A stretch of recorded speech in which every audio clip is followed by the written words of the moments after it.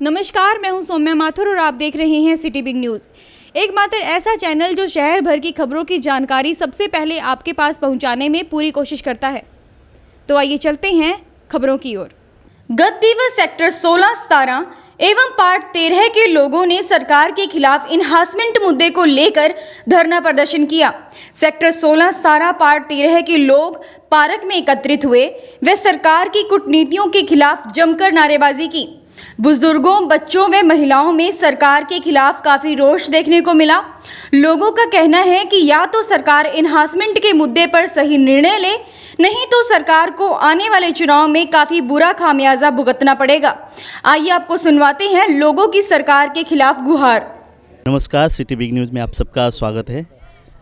City big news के YouTube Facebook channel में जैसे आप देख रहे हैं और आपका जो सपोर्ट मिल रहा है उस हिसाब से हम लोग उस तरह से न्यूज़ खबरें आप तक पहुंचाते रहते हैं।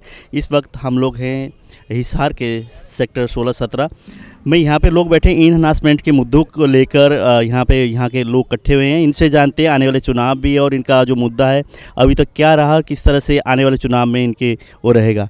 हाँ जी सर, आप बताइए आप लोगों की क्या समस्या है? देखिए, हरियाणा के सेक्टर में और ख़ासकर जिस सेक्टर में आप खड़े हैं सेक्टर 16-17 में सबसे बड़ी समस्या इनहांसमेंट की है, जो सेक्टरों के ऊपर इलीगल डाली गई है, गैरकानूनी। 1.5 साल से सरकार के साथ लड़ रहे हैं। सरकार बिल्कुल मान रही है कि गैरकानूनी नक्शे हमने डाले हैं, सारे अधिकारी फंसने वाले हैं। उस मामले को लटका के और लगातार 2 इलेक्शन तो झूठ बोल के निकाल लिए।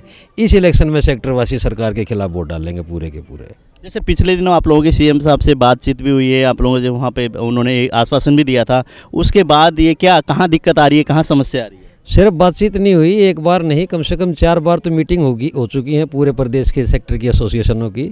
सिर्फ आश्वासन मिलता है, झूठे वायदे मिलते हैं, थोथे, और इवन नोटिफिकेशन निकाल के उसको इम्प्लीमेंट नहीं किया जाता। 3 जजों की कमेटी की बना के उसकी रिपोर्ट को दबा लिया गया, जिसकी रिपोर्ट आज हम लेके आए हैं यहाँ पे। उसकी रिपोर्ट को भी झूठ बना के दूसरी तरीके से इम्प्लीमेंट करना चाह रहे हैं। तो इससे पता लगता है कि सरकार की नीयत क्या है। जैसे अब लोकसभा चुनाव है, लोकसभा चुनाव में आपके पास अलग अलग पार्टियों के प्रत्याशी आएंगे आपके पास वोट मांगने के लिए। उन लोगों से आप क्या अपनी जो समस्या है किस तरह से रख रहे हैं? देखिए, हमारे पास जब भी हमने प्रदर्शन किया है, आंदोलन किया है, विपक्षी पार्टियां आई, उन्होंने समर्थन किया है।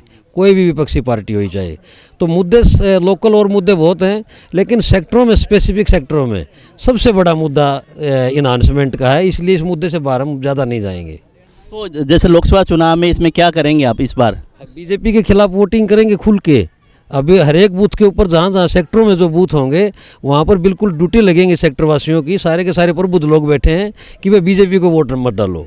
उसके बाद जो फैसला लेंगे, जो नज़दीक के जो कैंडिडेट होगा इनको हराने की स्थिति में, उधर उस साइड में वोटिंग ज़्यादा होएगी सेक्टरों में से। अभी हमारे साथ और लोग भी हैं, इनसे भी हम लोग बात जानते हैं। जी सर, बताइए आपकी जैसे समस्या है उस चीज़ को लेकर, जैसे आने वाले चुनाव में किस तरह के रहेंगे परिणाम?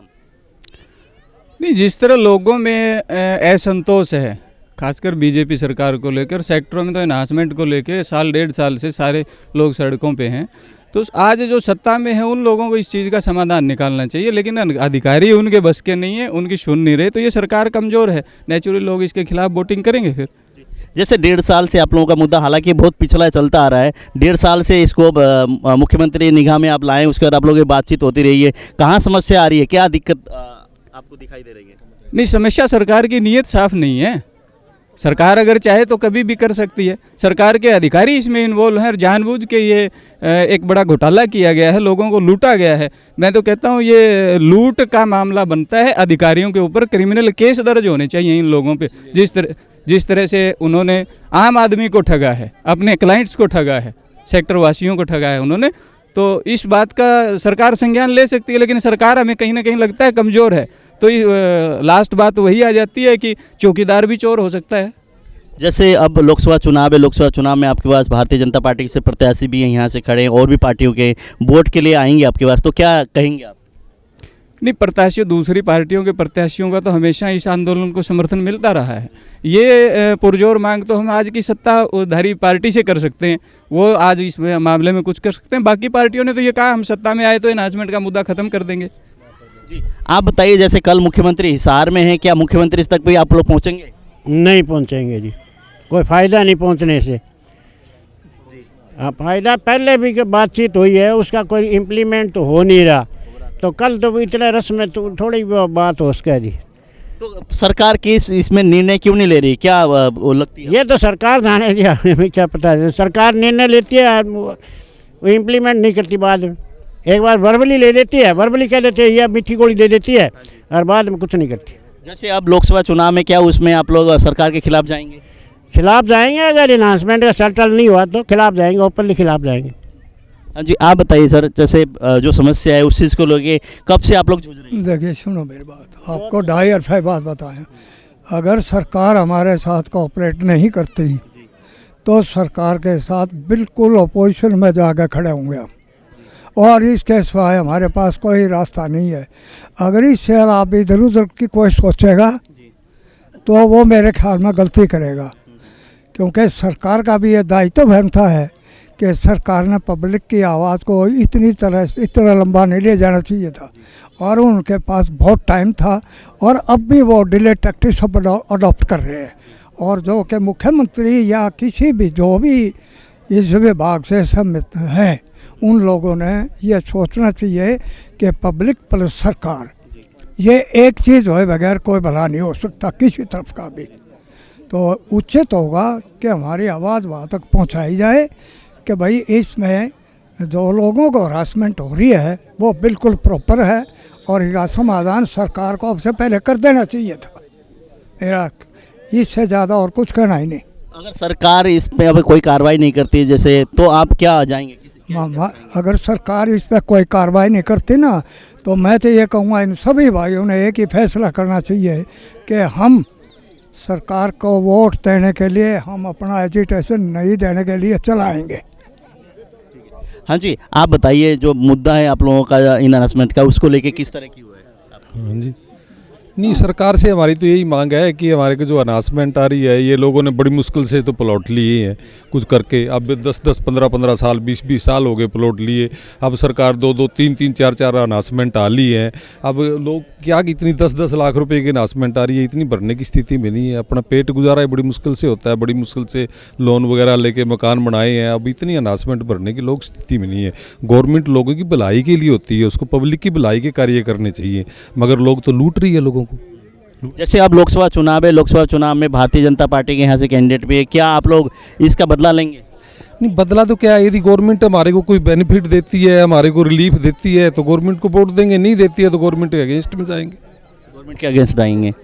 तो जैसे अगर ये चुनाव है, उसके बाद विधानसभा चुनाव भी आएंगे, तो उसमें किस तरह का रुख रहेगा? तो उसमें तो उसकी देखी जाएगी। अब तो आपकी बात है ना, और गवर्नमेंट ने तो 2 इलेक्शन पहले करवा लिए, आश्वासन देते हैं, वर्बली दे देते हैं, उसके बाद फिर वही की वही बात है। इस बार भी आपको आश्वासन देके अगर छोड़ देंगे तो? अब आश्वासन तो वो देंगे तब ना, जब हम मानेंगे। ये तो हमारे हाथ में ही अभी तो आपका कहने का मतलब, जब तक आप ये इसमें हरासमेंट के मुद्दे पे बिल्कुल माफ़ नहीं होगा, तब तक आप लोग इलेक्शन से पहले यदि कोई रिलीफ गवर्नमेंट नहीं देती है तो हम गवर्नमेंट के खिलाफ जाएंगे। हाँ जी, आप बताइए सर, जो इस मामले में क्या आपका क्या? ऐसा सर कि हाँ ऐसा है कि हम ना कोई माफ़ करवा रहे हैं, ना कोई खैरात ले रहे हैं। मुख्य मुद्दा ये था कि जो आपने गलत तरीके से 2016 में पॉलिसी को चेंज करके, और आपने लेस कन्वेट के नाम से काफ़ी हरियाणा के अंदर सेक्टरों में अमाउंट को डाल दिया, हज़ारों की संख्या में, कहीं 5,000, कहीं 4,000, कहीं 6,000।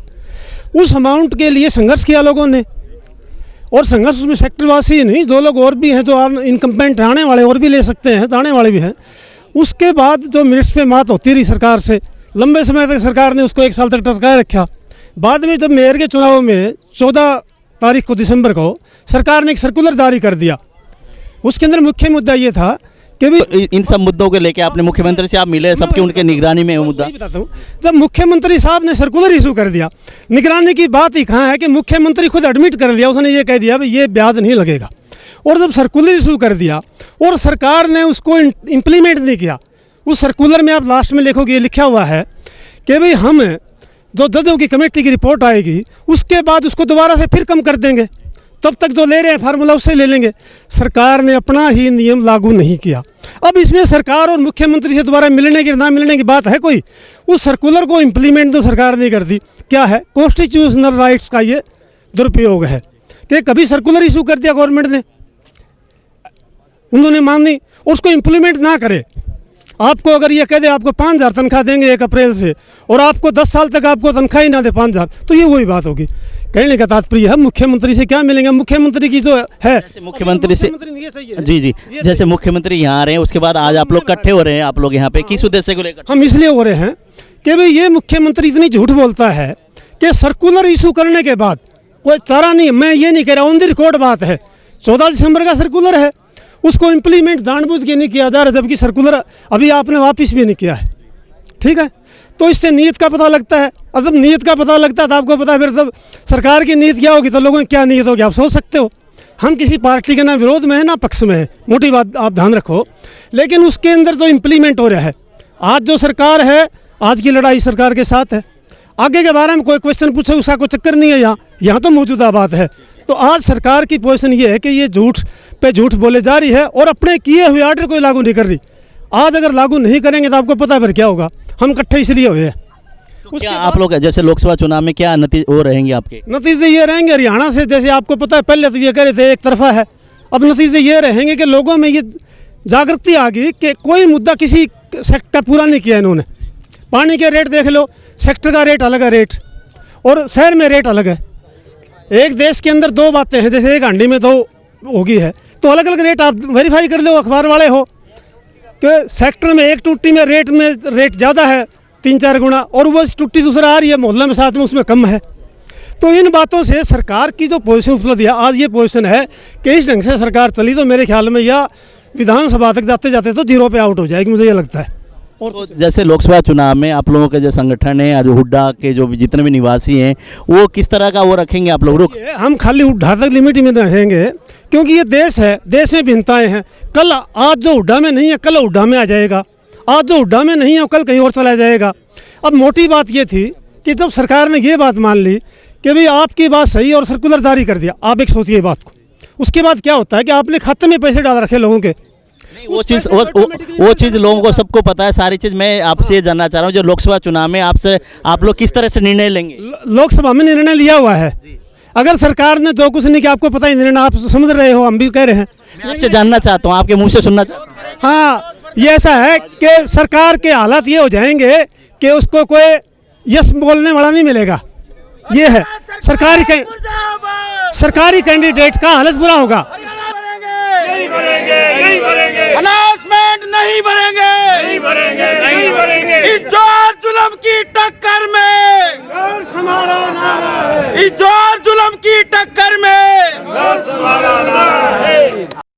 सारी आप लोगों की समस्या जो भी है मुख्यमंत्री के साथ आप लोगों ने रखी, अभी तक समाधान नहीं हुआ। आने वाले लोकसभा चुनाव में आप लोगों का किस तरह का निर्णय रहेगा?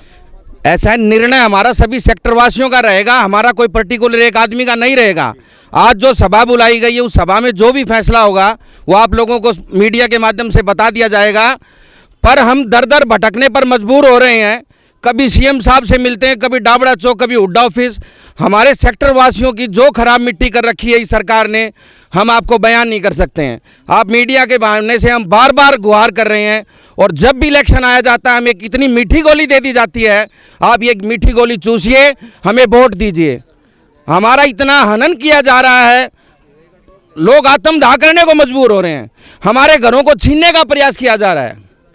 तो मैं तो यही कहना चाहूँगा, हम विरोध करेंगे जी। अगर हमारी रिकैलकुलेशन नहीं हुई, हमारा नहीं हटाया गया अनाउंसमेंट, तो हम खुल के विरोध करेंगे जी। देखियो, एक बात बड़ी क्लियर है, माँ भी अपने बच्चों को दूध जब देती है जब वो रोता है। ये सेक्टरवासी रो रो को छक लिए, ठीक है। इनके कई सुना नहीं, क्यों नहीं हुई कि कभी तो किसी कारण संगठन पीछे रह गए, कहीं किसी का। और अब ये सरकार है, ये नहीं, पीछे की सरकार भी दोषी है। ये केस अब से नहीं चल रहा, यह इतना पुराना केस है जिसमें तीनों सरकारें शामिल हैं, और ये सारे दोषी हैं। राजनीतिक पार्टी का कोई भी आदमी अब भी और पीछे भी कोई खुल कर बोलने के लिए तैयार नहीं है। कोई सी सरकार हो उनके हाथ जाए, कल कर देंगे, वहाँ आ जाओ, ये सबका एक टर्कोलॉजी। हाँ बिल्कुल, अगर सेक्टरवासियों को कोई अटेंड नहीं करता, चाहे पब्लिक का हो, गांव का हो, सेक्टर का हो, कोई भी हो। गांव वाले सिर्फ इसलिए हो जाते हैं कि वहाँ लोग एकदम से इकट्ठे हो जाते हैं, और कुछ भी हो वो कटवाने के लिए तैयार है। यहाँ हम सोफिस्टिकेटेड आदमी 15 दिन धरना देते, वो सोचते ही तो भाग जाएंगे, लेकिन अब की बार ये पब्लिक भागने वाली नहीं है। और इसके लिए सरकारें, मैं तो बार बार कहता हूँ, सारी दोषी हैं। ये दोषी इसलिए ज़्यादा कि इनके कंधे पर जुआ है। इस सरकार ने सोचना चाहिए और ये आवाज़ आप लोगों को। एक तरफ से तो सरकार ये कह रही है कि हम घर दे रहे हैं, मकान बना रहे हैं, फ्री मकान बना रहे हैं, यहाँ बसे बसाए घरों को बेघर कर रहे हैं। और 20,000 प्लाट होल्डर्स हैं, 20,000 प्लाट होल्डर्स के 20 लाख वोट प्रभावित होंगे और 20 लाख लोगों में ये संदेश जा रहा है। हम 100 वोट भी खराब करेंगे, एक प्लाट होल्डर भी, रिश्तेदारों का, जानकारों का, तो 20 लाख वोटों को खराब करें। सरकार को इसको ध्यान देना चाहिए, नहीं तो हरा देंगे इसको। तो सरकार अगर इसकी ओर ध्यान नहीं दे, सरकार के पूरी तरह आप लोग खिलाफ हैं? निश्चित रूप से एक एक वोट बाहर जाएगा। जो भी हराने वाली, जो भाजपा को हराएगी उस कैंडिडेट को देंगे। ये थे लोगों से हमने आप लोगों ने देखी इन अनाउंसमेंट के मुद्दों को लेकर लोगों में काफ़ी रोष है और इनका कहने का ये तात्पर्य, अगर सरकार इसकी ओर गौर नहीं करेगी तो आने वाले लोकसभा चुनाव में उसके नतीजे सरकार को भुगतने पड़ेंगे। कैमरामैन सौम्या माथुर के साथ रमेश शर्मा, सेक्टर 16, 17 हिसार। शहर भर की तमाम खबरों की जानकारी सबसे पहले जानने के लिए देखते रहिए सिटी बिग न्यूज़। व हमारे फेसबुक व YouTube online channel city big news को सब्सक्राइब करना न भूलें। नमस्कार।